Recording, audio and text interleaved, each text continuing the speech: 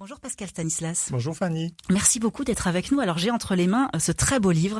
Sur la couverture, il y a les éléments qui dominent dans nos paysages, le bleu du ciel, celui de la mer et au milieu, le vert de la terre. Pourquoi vous avez choisi cette photo parmi toutes celles que vous aviez pour illustrer, pour mettre en couverture ? C'est un endroit que j'apprécie particulièrement, c'est le Morne de Champagne. Je plonge régulièrement au pied du Morne de Champagne, c'est un de mes lieux de plongée préférés. Et en fait, c'était pas celle-là qui était prévue pour mettre sur la couverture, mais le graphiste voulait une photo où il y avait justement pas mal de ciel pour mettre le titre et qu'on voit que ce soit des photos panoramiques de la Martinique. Et en fait, c'est une photo que je n'avais pas destinée au livre, mais qui s'est retrouvée sur la couverture. On a presque l'impression que c'est une fausse photo, tellement elle a l'air parfaite, tellement les couleurs sont équilibrées. À quelle heure vous l'avez faite celle-là ? Vous avez eu une idée de... Je l'ai faite le matin, il devait être à peu près 10 heures. Sur toutes les photos qui sont sur ce livre, j'ai pas fait du tout de retouche. J'ai juste mis un filtre polarisant sur l'objectif de la caméra pour qu'on puisse voir les fonds marins et éviter les reflets sur la mer. Et on les voit bien sur cette photo de couverture parce qu'il y a un petit côté bleuté et vert aussi. Oui. Donc c'est vraiment très très beau. Alors ce livre, il fait à peu près 190 pages de photographie. Comment elle est née cette idée d'un ouvrage de photographie ? Alors ça faisait longtemps que j'avais le projet de faire des photos aériennes de la Martinique, principalement pour faire des posters et les vendre dans les hôtels. Et j'avais jamais eu l'occasion, le temps, la bonne météo. Et puis, pendant le confinement, je suis auto-entrepreneur. Donc, pendant le premier confinement, j'étais un peu sans client, sans travail. Et il a fait un temps superbe. Je ne sais pas si vous... Ah si, on avait un beau carême et une belle sécheresse, oui, surtout. Je me suis dit, c'est peut-être le moment de commencer. Et j'ai commencé les photos. Et au bout d'un moment, j'en ai fait tellement que je me suis dit, pourquoi pas mettre toutes ces photos dans un livre. Et c'est là où l'aventure a commencé, on va dire. Alors, l'avantage, c'est que pendant le confinement, il n'y avait pas grand monde dehors, donc on était vraiment en pleine nature. La nature livrait elle-même quelque part, et pas gâchée par la présence de personnes sur les photos. Alors ces photos, elles sont faites d'en haut, hein, ce sont des photos aériennes. Comment se sont organisées ces séances ? En fait, je suis pilote professionnel de drone depuis environ 2 ans et demi. Et j'ai utilisé cette technique pour faire toutes les photos panoramiques de ce livre.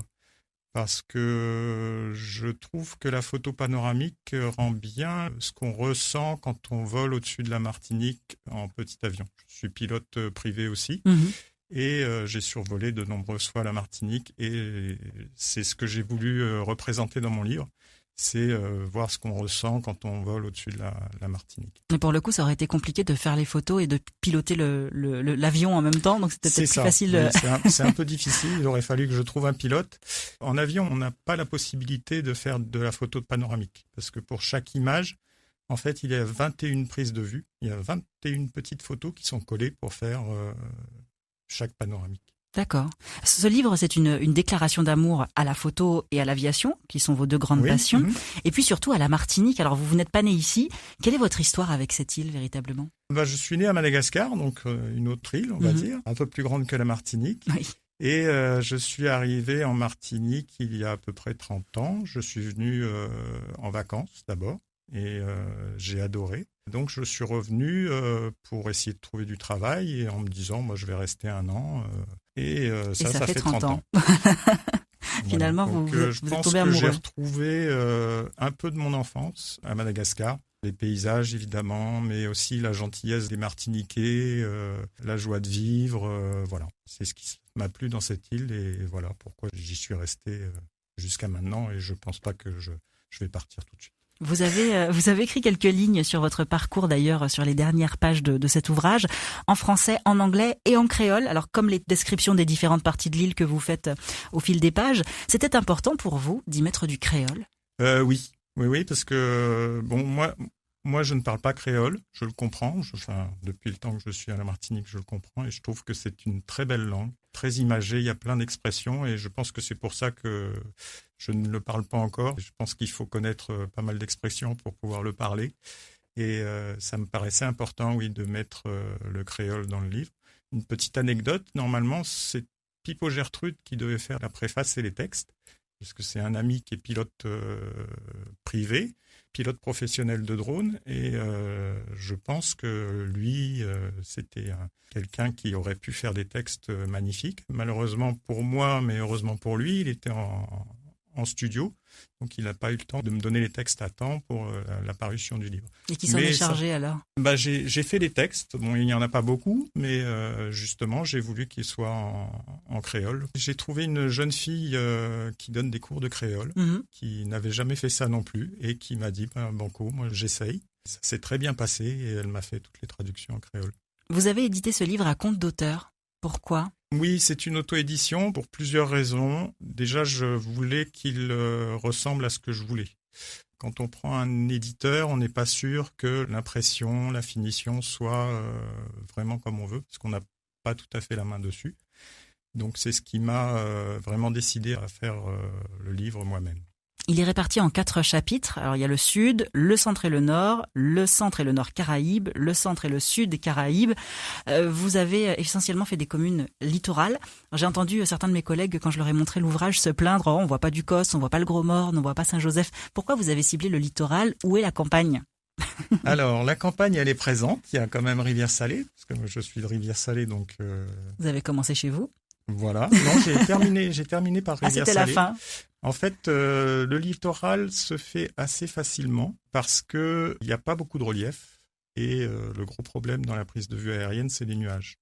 Donc, j'ai fait des tests de prise de vue de l'intérieur de la Martinique. Il y en a qui rendent très très bien et il y en a d'autres. Pour moi, ça ne donnait rien d'artistique. Voilà. Je ne désespère pas. Avec une météo plus clémente, peut-être que dans une prochaine édition, je rajouterai des communes de l'intérieur de la Martinique. Ça veut dire que vous avez d'autres projets du même genre ? Oui, bien sûr. J'espère que je pourrai faire une deuxième édition, justement avec les textes de Pipo Gertrude. Et puis, j'ai des petites améliorations à faire sur les prises de vue aussi. Est-ce que vous avez une photo favorite ? Oui, c'est la photo des pitons du Carbet, parce que je trouve que c'est vraiment la Martinique brute. On a l'impression d'être Christophe Colomb, d'être arrivé sur l'île. Elle est magnifique, c'est vrai. Moi, ma préférée, c'est la page 189, c'est le bourg de Sainte-Luce. On va encore me dire chauvine, mais c'est vrai. Est-ce que vous vous souvenez du jour où vous avez pris cette photo ? C'était en fin de journée. C'était une des dernières photos que j'ai fait pour ce livre. J'ai passé beaucoup de temps à attendre que la lumière soit belle pour pouvoir faire cette prise de vue. J'en ai fait plusieurs à peu près à cet endroit-là, mais c'est vraiment celle qui m'a vraiment plu. Pour la décrire un petit peu, on est sur la mer, en hauteur évidemment, puisque c'est le principe de toutes ces photos, et on est juste en face du bourg de Sainte-Luce, à hauteur du ponton. Pour le coup, vous êtes où, vous, quand vous prenez cette photo ? Je suis à peu près à l'Anse-Figuier. D'accord, donc voilà. Loin quand même. Hein ? En fait, ça fait pas très loin. La photo panoramique, ça déforme un peu les perspectives. Ce qui fait qu'on a l'impression qu'on est très loin de la côte, qu'on est assez loin du point de décollage, mais en fait, pas tellement. Elle vous plaît, cette photo ? Oui, beaucoup aussi. Parce que j'ai pas eu beaucoup de couchers de soleil ni de levées de soleil. Il y en a quelques-uns dans le livre. Ça donne un cachet supplémentaire à la prise de vue, je trouve. Et vous terminez sur la page suivante. C'est une série de 3 photos sur la femme couchée. C'est des photos que j'ai prises avant d'avoir eu l'idée de faire le livre. Et je trouvais que ça terminait bien toutes les prises de vue que j'avais fait avant. Et c'est un point de vue où je vais régulièrement parce qu'on a une vue magnifique de la femme couchée et du rocher du diamant. C'est le cas, elle est magnifique. Merci beaucoup Pascal Stanislas d'avoir été avec nous ce midi. Je rappelle l'intitulé de votre ouvrage, La Martinique comme vous ne l'avez jamais vue. Martinique, c'est plus bel pays, en créole évidemment. À retrouver dans toutes les bonnes librairies, j'imagine ? Oui, bien sûr. On va le trouver à Présence Créole et Casabule, à Fort-de-France, en plein cœur de Fort-de-France, les librairies antillaises, la Fnac, bien sûr, Aéropresse.